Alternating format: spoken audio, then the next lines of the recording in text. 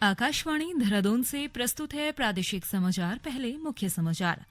लोकसभा चुनाव के लिए गढ़वाल व टिहरी सीट से भाजपा प्रत्याशियों ने नामांकन किया। कांग्रेस ने भी टिहरी सीट से नामांकन पत्र भरकर दावेदारी पेश की। हरिद्वार लोकसभा सीट से भावना पांडे के बसपा छोड़ने के बाद पार्टी ने मौलाना जमील अहमद काजमी को प्रत्याशी घोषित किया। लोकसभा चुनाव के लिए नामांकन का कल आखिरी दिन है और केदारनाथ धाम में पुनर्निर्माण कार्यों में तेजी लाने के लिए श्रमिकों की संख्या बढ़ाकर 1000 कर दी गई है।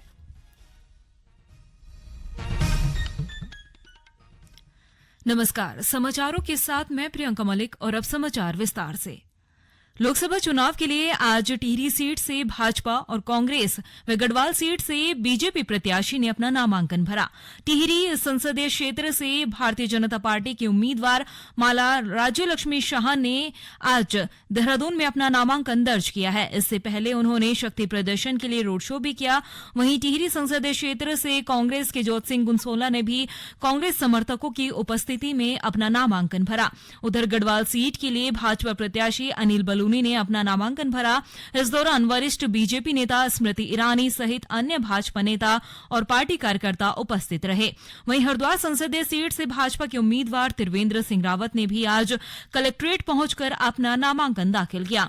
उन्होंने डिजिटल माध्यम से 23 मार्च को ऑनलाइन नामांकन किया था, जिसके बाद आज उन्होंने 4 सेट में नामांकन दाखिल किया है। कल नामांकन की अंतिम तिथि है। ऐसे में शेष उम्मीदवार कल ही अपना नामांकन दर्ज करेंगे। भारतीय जनता पार्टी के प्रत्याशियों ने नामांकन के बाद जनसभाएं की है। पौड़ी गढ़वाल में आयोजित जनसभा में गढ़वाल सीट से भाजपा उम्मीदवार अनिल बलूनी ने कहा कि वे क्षेत्र के विकास के लिए पूरे समर्पण के साथ काम करेंगे। आपके इस पसीने का ऋण मैं कभी चुका तो नहीं पाऊंगा, लेकिन आप लोगों को विश्वास दिलाता हूं कि इस गढ़वाल के हमारे जो कार्यकर्ता हैं, हमारे जो मतदाता हैं, जो हमारे नागरिक हैं, इनके लिए जो भी मेरे जीवन में जितनी मेरी यथाशक्ति है, उनके लिए किसी भी काम के लिए मैं पीछे नहीं हटूंगा और अपनी पूरी शक्ति के साथ जन कल्याण के कामों के लिए करूंगा। भाजपा की वरिष्ठ नेता स्मृति ईरानी ने अयोध्या में राम मंदिर प्राण प्रतिष्ठा समारोह का आमंत्रण स्वीकार न करने के लिए कांग्रेस की आलोचना की। उन्होंने अपने संबोधन के दौरान कांग्रेस पर हमला बोला। जो देवभूमि है, वहां पर क्या एक भी वोट उस पार्टी के लिए जा सकता है जिन्होंने राम के अस्तित्व को नकार दिया? इस प्रश्न का उत्तर दे दो। इस देवभूमि पर कांग्रेस के उस नेता के लिए, कांग्रेस की उस विचारधारा के लिए एक भी वोट पड़ेगा जो हिंदुओं को आतंकवादी कहता है?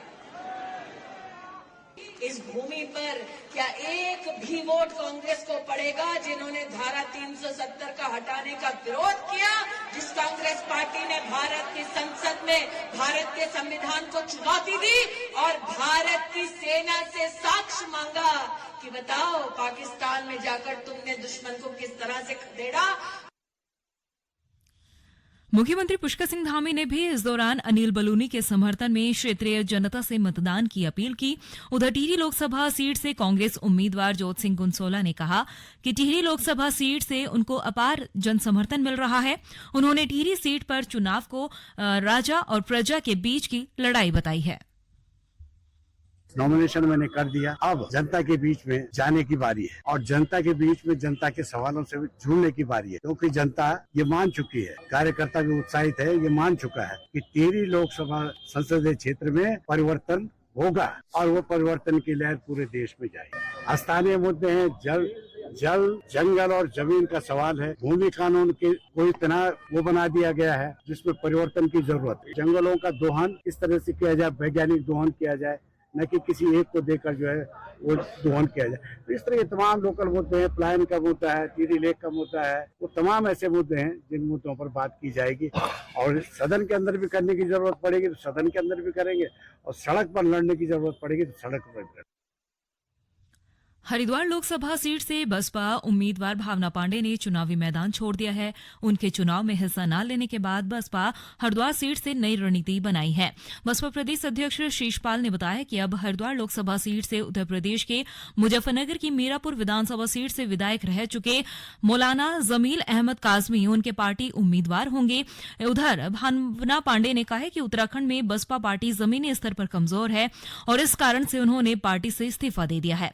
उन्होंने कहा कि अब वे चुनाव नहीं लड़ेंगी और भाजपा उम्मीदवार त्रिवेंद्र सिंह रावत को अपना समर्थन देंगी।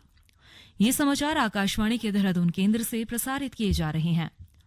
रुद्रप्रयाग जिले में लोकसभा चुनाव में इस बार जिला निर्वाचन विभाग ने सभी 362 पोलिंग बूथों पर 70% मतदान का लक्ष्य रखा है। साथ ही वर्ष 2019 के लोकसभा चुनाव में जिन 39 पोलिंग बूथों पर 50% से भी कम वोट पड़े थे, वहां ज्यादा से ज्यादा मतदान के लिए लोगों को प्रेरित किया जा रहा है।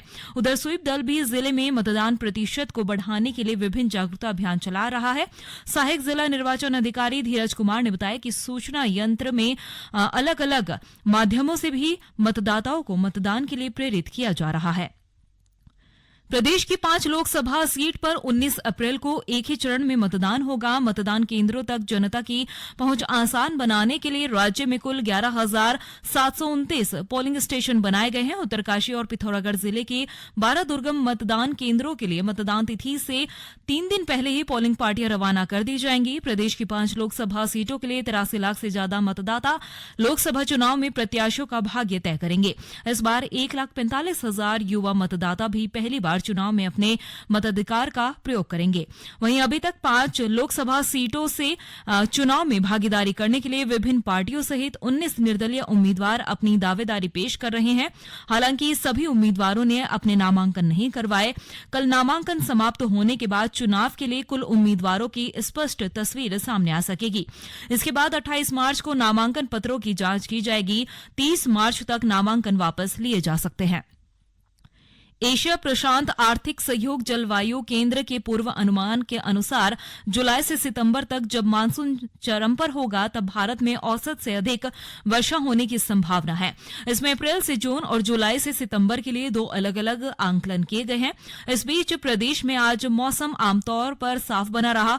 हालांकि मौसम विभाग ने गुरुवार से शनिवार तक प्रदेश के विभिन्न हिस्सों में हल्की बारिश की संभावना जताई है। केदारनाथ धाम के पुनर्निर्माण कार्यों में मौसम साफ होने के साथ ही अब तेजी आई है। धाम में चल रहे निर्माण कार्यों के लिए श्रमिकों की संख्या बढ़ाकर 1000 कर दी गई है। इस साल दूसरे चरण में निर्माणाधीन कार्य पूरे किए जाने हैं। पुनर्निर्माण कार्यों की प्रधानमंत्री कार्यालय से लगातार निगरानी की जा रही है। जिलाधिकारी मयूर दीक्षित ने भी बताया कि कार्यदायी संस्था हर दिन निर्माण प्रगति की रिपोर्ट प्रशासन को उपलब्ध करवा रहे हैं। दूसरे चरण में यात्रा नियंत्रण आदेश केंद्र, अस्पताल, पुलिस थाना, प्रशासनिक भवन, यात्री सुविधा, चिकित्सा केंद्र, मंदाकिनी नदी किनारे आस्था पथ पर दुकानों का निर्माण, श्री बद्रीनाथ केदारनाथ मंदिर समिति के आवास, धर्मशाला आदि पर काम किया जा रहा है। मुख्य सचिव राधा रतूड़ी भी निर्माण कार्यों की लगातार समीक्षा कर रही है।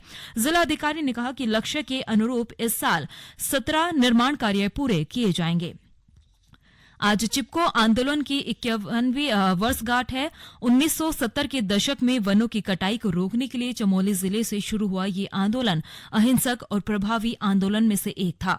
इस आंदोलन को देश भर में मशहूर करने वाली घटना 26 मार्च 1974 को चमोली के रेणी गांव में हुई, जब गोरा देवी के नेतृत्व में 27 महिलाएं पेड़ों को कटाई से बचाने के लिए उनसे चिपक गई थी।